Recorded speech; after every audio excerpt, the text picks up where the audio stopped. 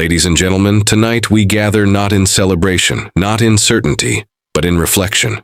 One strike, one moment, one decision made in a room most of us will never see, by leaders most of us will never meet, with consequences that may touch every life on this planet. And now the world is asking, is this the beginning of something far larger than we dare to imagine? Is this how world wars begin? History teaches us something uncomfortable. World wars do not always begin with declarations.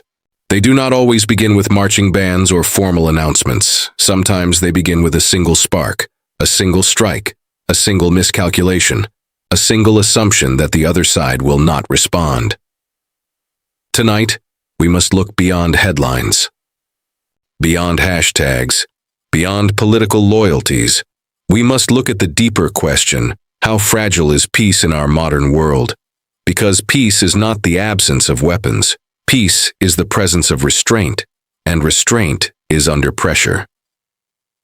Across continents, alliances are tightening. Military budgets are rising. Rhetoric is hardening. Diplomacy is thinning. One strike has triggered a chain of questions. Will there be retaliation? Will alliances be activated? Will neighboring nations be pulled in? Will global powers choose de-escalation or dominance? History whispers warnings. In 1914, it was a single assassination that set off a chain reaction. Nations bound by alliances moved like dominoes. Leaders believed the conflict would be short, contained, manageable. They were wrong. In core 1939, aggression was dismissed as regional ambition. Many believed war could be avoided through compromise. They were wrong again. World wars do not erupt because everyone wants destruction. They erupt because everyone believes they can control it. That is the most dangerous illusion of all. Today, the world is more interconnected than ever before. A conflict in one region can disrupt oil markets across oceans. It can shake stock exchanges in distant capitals. It can destabilize governments thousands of miles away. It can fuel cyber warfare that crosses borders in milliseconds. And unlike previous centuries, the weapons we now possess are exponentially more destructive. Missiles travel faster. Drones strike silently. Cyber attacks can paralyze infrastructure without a single bullet fired. Artificial intelligence enhances surveillance, targeting, and strategic calculations. This is not 1914. This is not 1939. This is an era where escalation can move at the speed of code. So when a strike occurs, it is not just a military action. It is a test of global stability. The question is not only who was targeted. The question is, what precedent has been set? If powerful nations believe they can act without consequence, smaller nations will adapt. If retaliation becomes normalized, escalation becomes predictable. If diplomacy weakens, force becomes language, and when force becomes language, dialogue disappears. But let us pause. Is this truly the beginning of a world war, or is it a moment that will test the maturity of global leadership? War is not inevitable. It is chosen, sometimes consciously, sometimes through pride, sometimes through fear, sometimes through domestic political pressure, sometimes through miscommunication. One strike can ignite war, but one decision can prevent it. Right now, leaders across the globe are calculating. Military advisors are analyzing response options. Intelligence agencies are monitoring signals. Allies are assessing commitments. Markets are reacting in real time. And ordinary citizens, millions of them, are watching with uncertainty. Parents are wondering about their children's future. Investors are watching their savings fluctuate. Soldiers are waiting for orders. Journalists are racing for updates. Diplomats are working behind closed doors. Behind every headline are human beings. And that is what makes this moment so critical. World wars are not just geopolitical events. They are human catastrophes.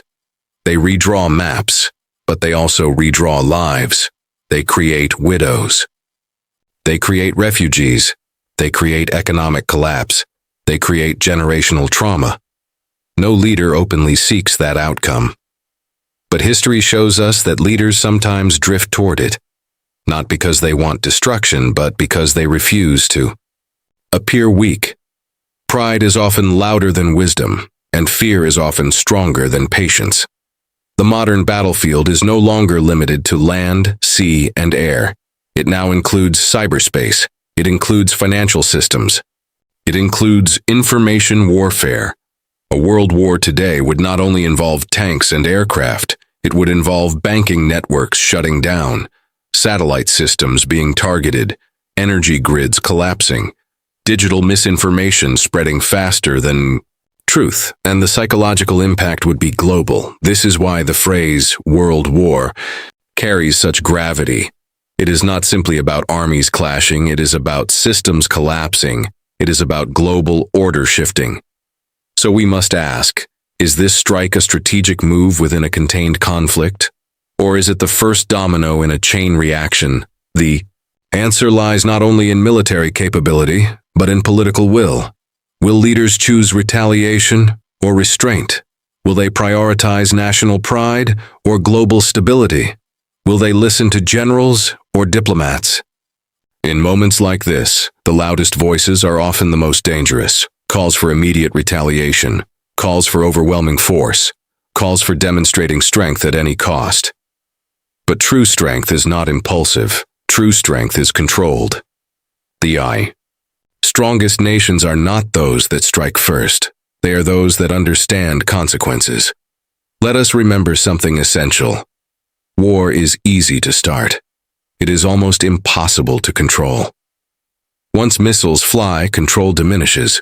Once soldiers mobilize, momentum builds. Once alliances activate, choices narrow. And when choices narrow, tragedy expands. But there is another possibility. Perhaps this moment will shock the world into seriousness. Perhaps leaders will recognize how close the edge truly is. Perhaps this strike will not mark the beginning of World War, but the beginning of urgent diplomacy. Crises can divide the world, or they can clarify it. They can reveal recklessness, or they can inspire responsibility. The outcome depends not only on leaders, but on global pressure. Public opinion matters. Economic consequences matter. Allies advising caution matter. Neutral nations advocating dialogue matter. Even media narratives matter. If the world amplifies fear, escalation becomes easier. If the world amplifies accountability, restraint becomes more likely. Stand at a crossroads, not just geographically, but historically. One strike has forced humanity to confront a question we hoped belonged to the past. Are we repeating old patterns, or have we learned from them? Technology has advanced dramatically, but have we matured politically at the same pace? We can send probes into deep space. We can edit genes. We can communicate across continents instantly. But can we prevent ourselves from repeating catastrophic mistakes? That is the real test. Because the greatest threat to humanity is not technology. It is unchecked ego. It is miscalculation. It is the belief that escalation can be controlled like a machine. Wars often begin with confidence. They end with regret. If this is the beginning of something larger, it will not be because the world lacked intelligence. It will be because it lacked restraint. But let us not surrender to fear. The world today is also more interconnected diplomatically than ever before. There are global institutions, back-channel communications, emergency summits, strategic hotlines. There are mechanisms designed specifically to prevent escalation, and we must hope they are being used tonight. Because while headlines speak of strikes and threats, diplomacy often happens in silence.